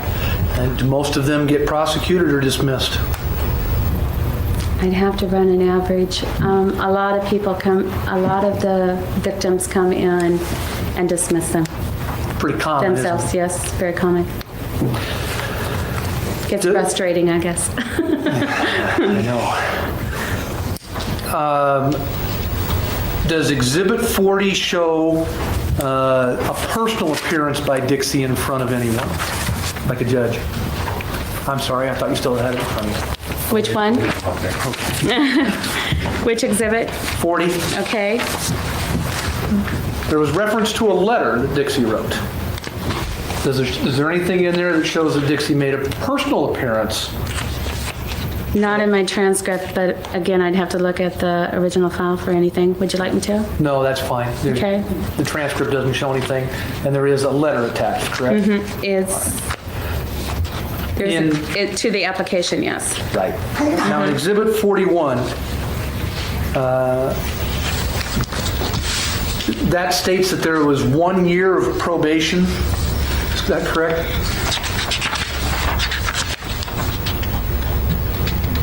Yes, in paragraph C, defendant placed on probation for 1 year. When did that probation start?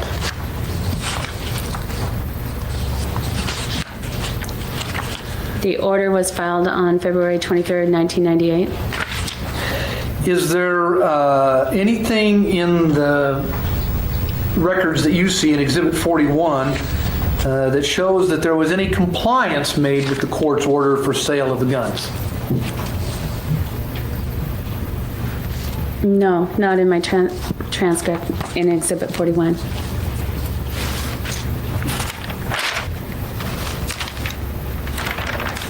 That's all I have. Thank you.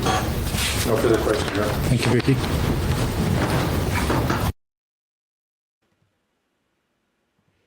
All right, well, that was quick. So she said it right there, that most of them, the cases, the domestic violence cases that came in front of her in her time that she was there, in 4 years, the victim would come in and ask them for them to be dismissed. And it kind of pisses me off that he had all this stuff read into the record and into court, because it shows like, yeah, she was dismissing the charges. She didn't make them up. They had the photos. We only saw one. They had to go in and get her kids and her out of the closet that he was holding her in. They knew. People knew.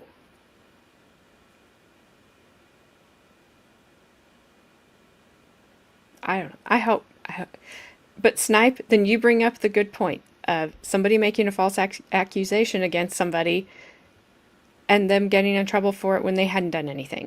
So it is such a double-edged sword, and I don't know the answer for it.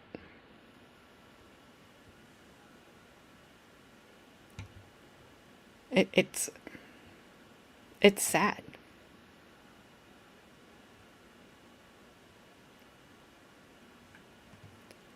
They had let her down. Why should she risk going back to that state to testify? They had those pictures. Yeah, but I think they needed her for that one, obviously, and she wouldn't go. But then she came back. She came back anyway after it was dismissed because he wasn't leaving her alone. A microscopic double-edged sword. Just because lots of people do it doesn't make it right. Yeah, in my opinion, she needed to take more responsibility for her safety and the safety of her kids. I don't know if she... would be a complete assumption on my part. I saw one thing, and I don't know that this is right. It seems really young, like really young, that she had moved in with Scott's family to help take care of his parents at 14. I don't think that's correct. That would be really young. But they were dating when she moved in, so they already knew each other. It wasn't like she moved in and then they started dating. Whether she was 14 or 16 or 17, anywhere in between, she was really young. She didn't marry him till she was 27. Her family did not live around there. She didn't have a good home life. I don't know, her stepdad had molested her and her 4 sisters. I just don't know that I don't know if she had anywhere to go. I did read, there were some people around town that did, put her up into places, but I think Scott just wouldn't leave her alone. And it may have been easier for her. As I know that sounds crazy, but it may have just been easier for her to go back. Then he stops bothering everybody. He stops saying he's going to off himself. He stops threatening people or whatever he's doing. Who knows? Oh, it is very difficult. Absolutely, I agree with you. When the victim won't cooperate, how are you going to get a conviction? How would she even know that being treated like that wasn't normal if that's how she grew up? True. And I don't know. I have no idea what the situation was with her dad, her bio dad, if he was alive, if he was gone, whatever. I have no idea before stepdad came into the picture. I just know stepdad was a POS. And he admitted to what he did. Not till after this trial in 2000, he admitted to what he did to her and her sisters in 2006. So, I don't know. It's hard when you're not in somebody's mind or you're in their shoes, or we just don't have a whole lot of information on everything. We know that things were happening, but we don't know.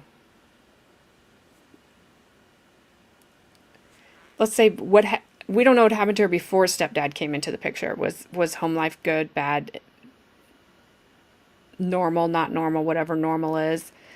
And then we know now it's not normal. Stepdad's doing this. And then she moves in with Scott and his parents to take care of his parents. Watches him beat the crap out of his own mother. And her. I don't know where his father was in that time frame. I don't know when he passed away. Maybe it just became normal for her. I don't know. Well, I think it was a combination of both, because he did get sentenced twice,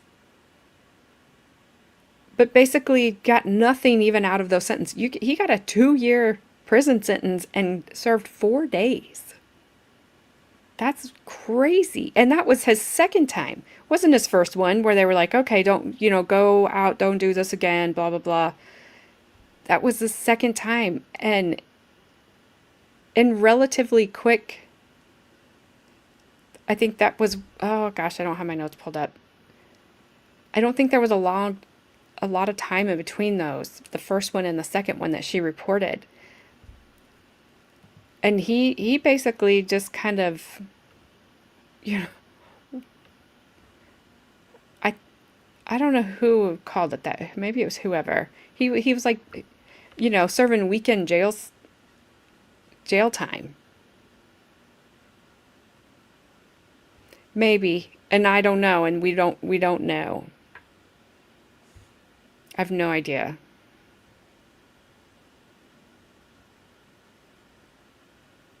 But she did leave the state. She went to Texas. And I think she went to Texas more than once as she came back.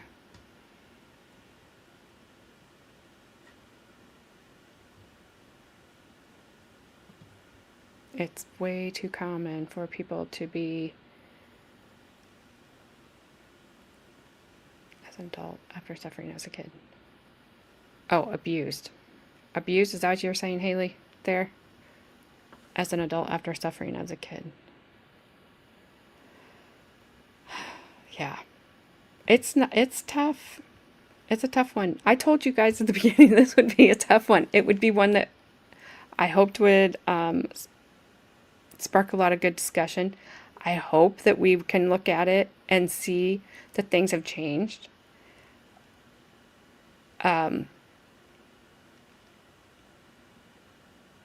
I'm my biggest problem with this whole entire thing is it was in the back of his head. Now, he could have been turning around to lock the door. I don't know.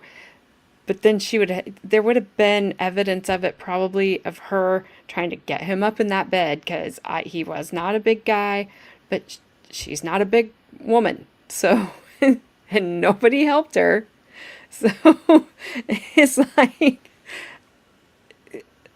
you know, that's a problem. But was he sleeping? I don't know. I don't like the state's case. I don't like the victim blaming. I don't like any of that. Haley, I'm sorry. Hey, there's a first time for everything. I try.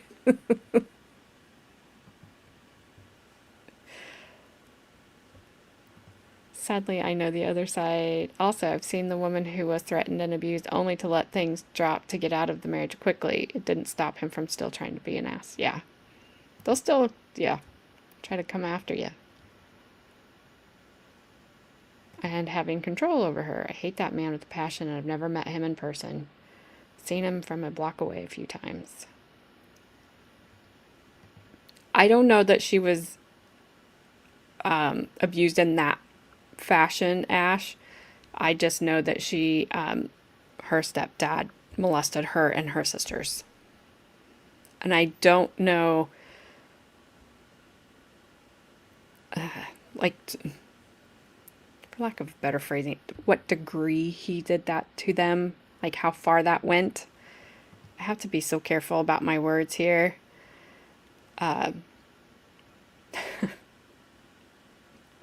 He was sleeping. Yes, he was sleeping.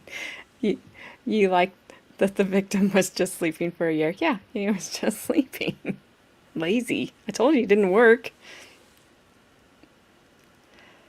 I don't know what you got so distracted by, Bobby. Like, we got Lego hair, and Haley was correct. It looked like that guy off of Ghost that has the arrow through his neck. Except Pete's better.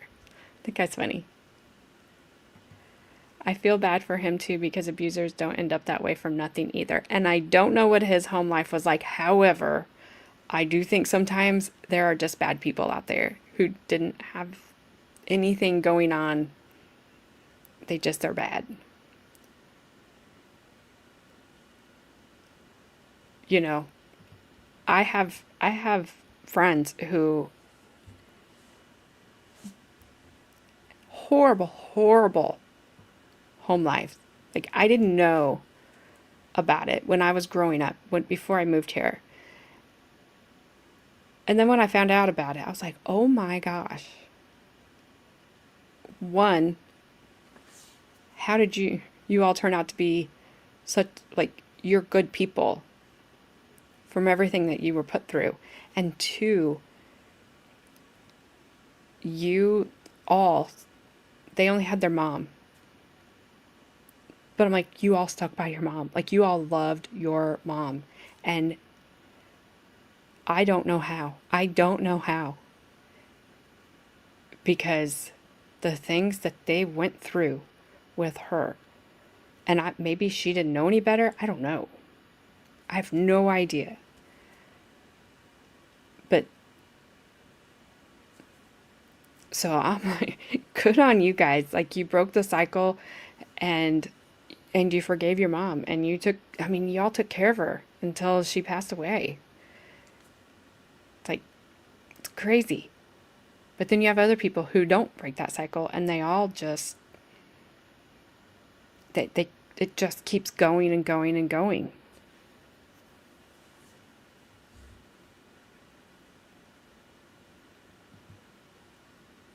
Wait, what are you saying?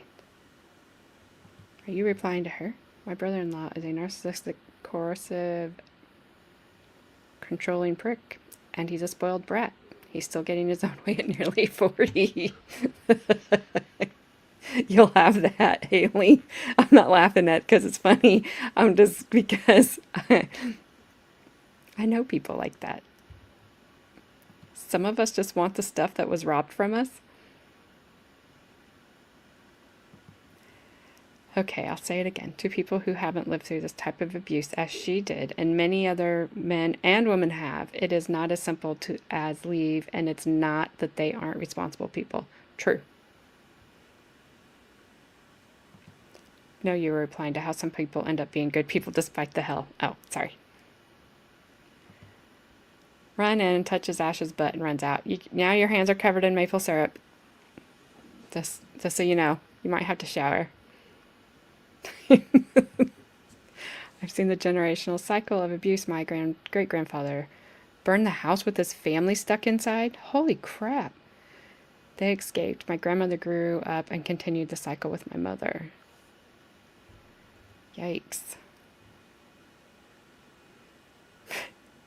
Yeah, whole maple ass. Licks fingers on the way out. You would. Gabby, ooh la la, ma belle. I probably didn't say that last part right. Sorry, Ash. Oh, I'm... Okay. Gross.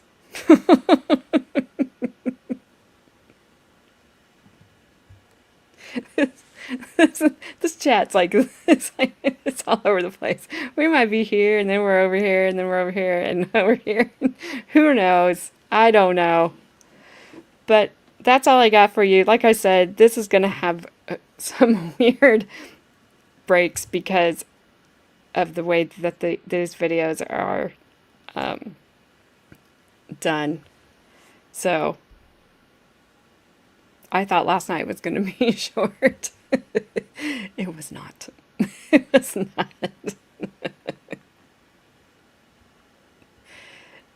It's been wingus and dingus this whole time. That's exactly right, Bobby. The rocket isn't to the moon yet? I'm sorry.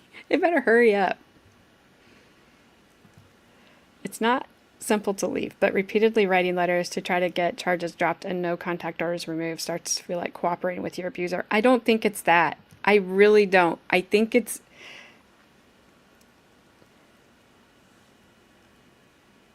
I think it is, one, she probably believed his lies. Because he was taking his classes, right? She said it. He's going to his classes. And, you know, there's all that, you know, the love bombing, right? I saw whoever put that in there. They start doing that, and they buy you gifts, and they're so sorry, and they're going to change, and blah, blah, blah, blah, blah, blah, blah. And you really, really, really want to believe that. And it takes a long time before you're finally to the point where you don't believe that, or you get the nerve to leave, or you finally find a way out, or maybe some people don't have any money. Like, they don't let them have anything. So they don't have anywhere to go. Or there's this one, and you don't survive. You know, it may sound silly and stupid, but I think they're starting to take them in.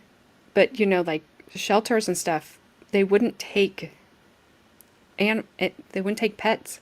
And there are people out there, they're not leaving their pet. Their pet is as important to them as their child, if they had one or if they don't have one. And that may sound silly, but I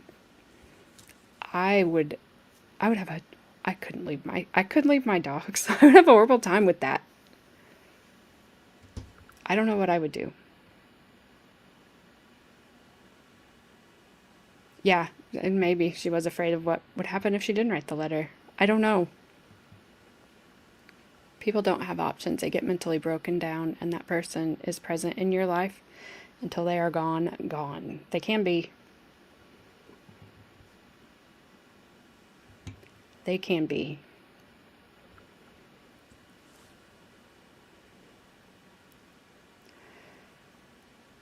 right. Well,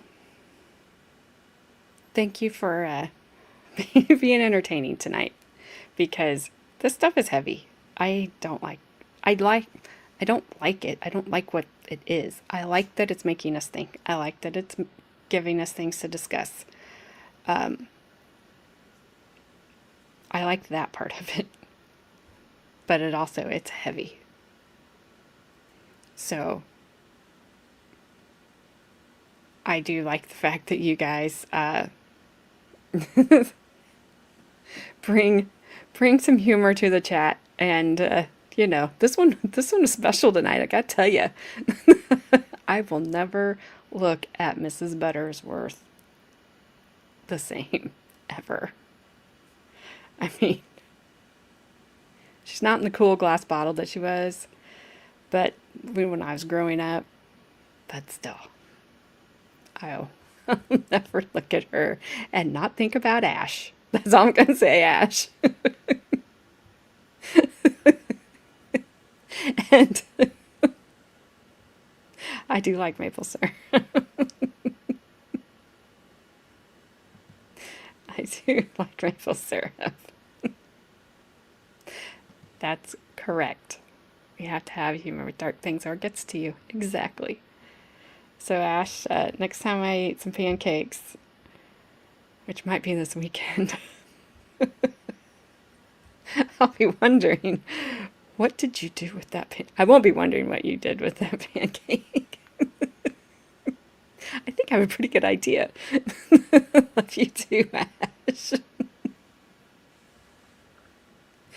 What'd you say, wait. Ash has a very sticky beaver. I didn't get that approved in time, Bobby, to come up over in StreamYard. It is difficult. And as Heidel said at the beginning, if you need to take a break, take one. Like, don't go down in the abyss here. This is it's a shorter trial, and like I said, the days will be pretty short. So tomorrow we're going to see her new husband. We get another deputy, and then there's 3 other people. I don't know who they are yet. I haven't looked them up. I'm trying to see. And then the state will rest on Tuesday. So it's going by pretty quick. Ash starts selling a brand of syrup called Sticky Beaver. My husband would buy it. He would be all about it.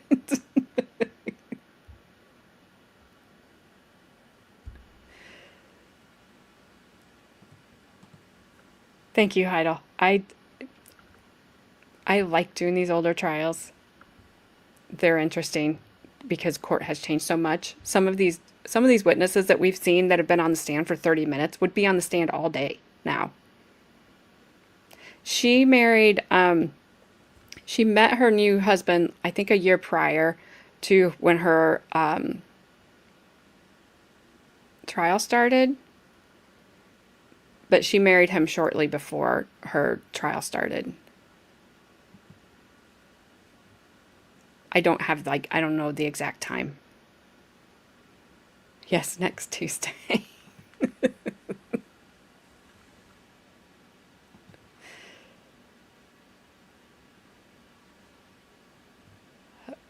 Don't send pictures. Well, don't send them to me. I don't want any sticky beaver pictures at all. I'm good. Oh my. Nope. Bad Dazzer will probably take all the sticky beaver pictures. That's just, right?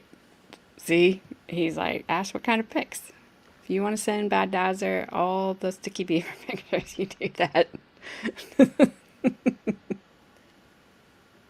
If I could pour maple syrup over the top of Nibby's head in Massachusetts and send a picture of it to Gabby, I would. She would laugh at that one. Well, I don't know. I don't want any pictures of any beavers. Oh, sorry, Shinny. I didn't. This trial is so cut up so weird that I don't have I don't have like, I just had a couple of short nights here. I bet the new hubby slept on his back. He might have slept in a different room. Whew. Sticky Beaver would be a good name for Canadian whiskey. Yeah, it would. What about damn beavers? I don't want any beavers. I don't care what kind they are. Yes, I hope your appointment went well.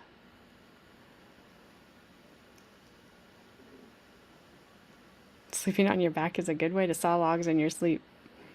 True story. Uh-oh. Alrighty. So we will be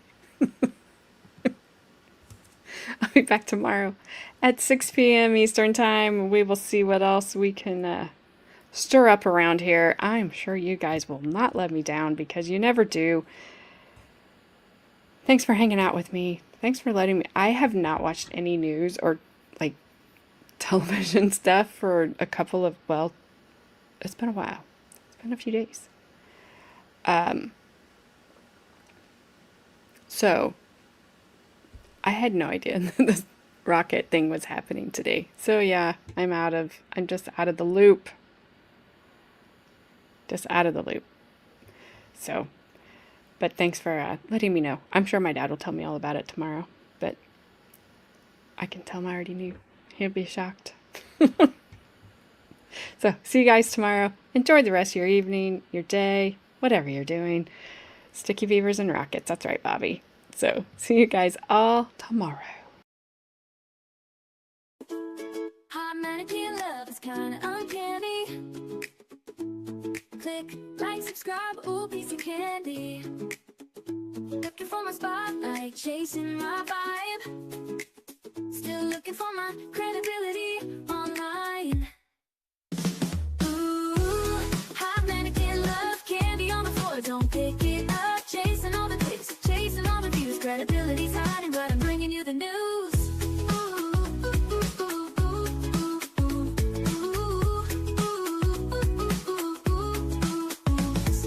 Every little scroll is a mystery, but you stuck around, watch the show with me. Laughs and chaos, that's how we roll. Drop a comment down below before you go.